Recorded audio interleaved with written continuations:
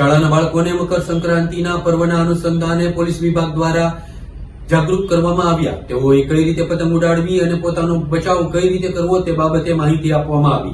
ધારી તાલુકાના Gopal ગ્રામની OP Jatakiya high school ખાતે ચલાયેલા police staff દ્વારા માહિતી આપવામાં આવેલી હતી, જેમાં ટ્રાફિકને લગતી માહિતી તેમજ આગામી દિવસોમાં ઉત્તરાયણના તહેવારને લઈને વિદ્યાર્થીઓમાં જાગૃતતા આવે તે મુજબના કાર્યક્રમનું આયોજન કરવામાં આવેલું હતું। પોલીસ સ્ટેશનના ચાવડાની સૂચના અને માર્ગદર્શન હેઠળ કાર્યક્રમનું આયોજન થયું। કાર્યક્રમનું સમગ્ર સંચાલન શાળાના આચાર્ય દ્વારા કરવામાં આવેલું હતું। આજ રોજ શ્રી ઓપી જાટકિયા હાઈસ્કૂલ ગોપાલ ગામની અંદર ચલાલા પોલીસ સ્ટેશન સ્ટાફ અને એમના પોલીસ અધિકારીઓ પધારેલા હતા। એક નાનકડો એવો કાર્યક્રમનું આયોજન કરવામાં આવ્યું હતું। એસપી સાહેબના આદેશ મુજબ આજ રોજ જે આવતી ઉત્તરાયણ છે ત્યારે ચાઇનીઝ દોરીઓ છે એ બાળકો અને મોટાઓ જે વાપરે છે પતંગ ચગાવવા માટે, એમના માટેનું જે યોગ્ય માર્ગદર્શન પૂરું પાડવામાં આવ્યું કે ભાઈ ચાઇનીઝ દોરી છે એના કારણે જે નુકસાન થાય છે અને જીવહાનિ થાય છે પશુ પંખી અને માનવની, એ માટે બાળકોને સમજાવવામાં આવ્યા। ત્યારબાદ ટ્રાફિક પોલીસનો જે નીતિ નિયમો છે એ પણ સાહેબે સમજાવ્યું। ત્યારબાદ જે ક્રાઇમ બને છે તો એ ક્રાઇમ માટેથી વિદ્યાર્થીઓને ખૂબ સરસ રીતે માર્ગદર્શન આપ્યું અને માહિતગાર કર્યા।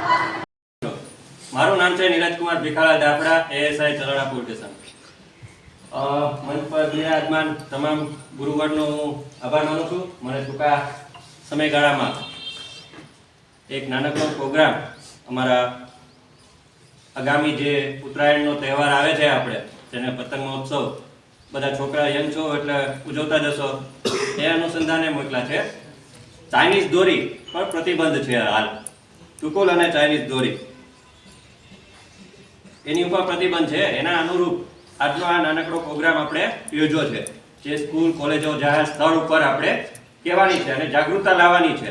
અવારનવાર અહીંયા સ્કૂલની અંદર આપણે પ્રોગ્રામ કરેલા છે।